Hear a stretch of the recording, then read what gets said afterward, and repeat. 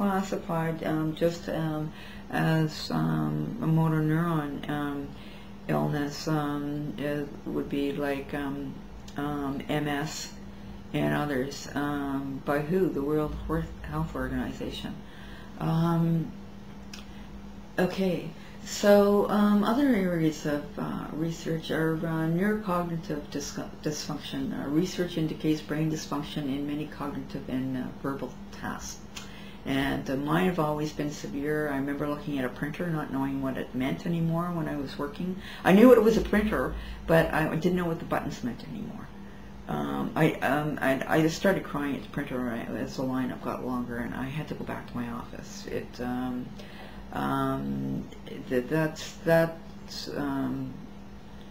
That's ongoing, but the cognitive is being able to read books. I couldn't read books anymore. It was really difficult. For some reason, the internet's easier for me, but I still have a hard time, and blocks of typed paragraphs is it's hard for me, and as concentrating to type and put anything coherent together. Okay. Memory. Okay, there is dysfunction in the part of the brain that regulates new memory production, so events may erroneously thought to be new. Oh, isn't that interesting? Okay, I read that the other day and that didn't quite sink in. There you go. Sensory information is mismanaged. Autonomic nervous system. Okay, there's a dysfunction of the body's regulating and stabilizing systems. There's also cardiac abnormalities. A number of abnormalities have been found in the heart. There is also a marked reduction in the circulating blood volume. Patients have neurolating mediated hypotension or tachycardia. I have both. All abnormalities in the immune system. There is often significant activation of the parts of the immune system. Poor cellular function with significant abnormal activity of the natural killer cells that form part of the body's antiviral defense system has been established. When I got ill with anything, I got a lot sicker than somebody else, except if they got a cold or a flu. With AIDS and HIV, your T cell counts go down.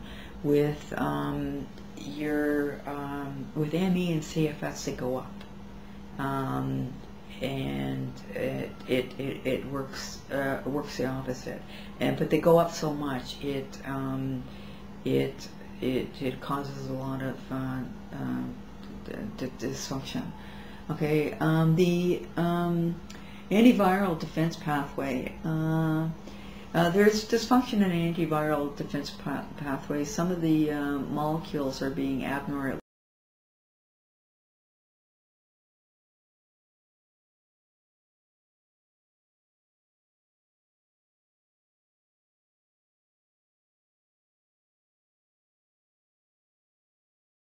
Abnormally cleaved.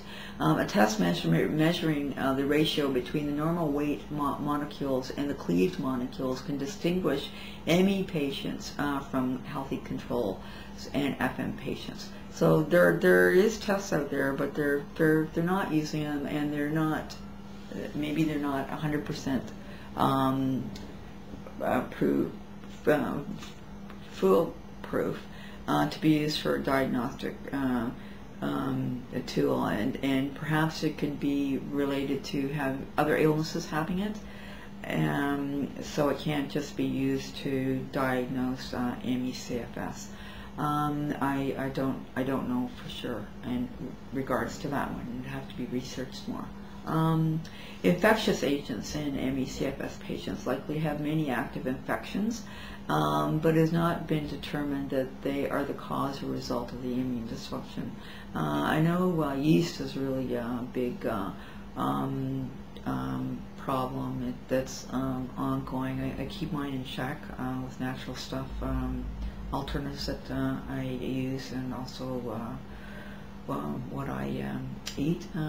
The support systems for ME survivors are very poor. The Canadian government just came out with a study, and it was done in 2005, and it just came out in 2009, just within the last week. And the care that we're getting by the support services are so poor, and also the functioning levels of survivors, and their standards of living is very, very, it's very, very, very low.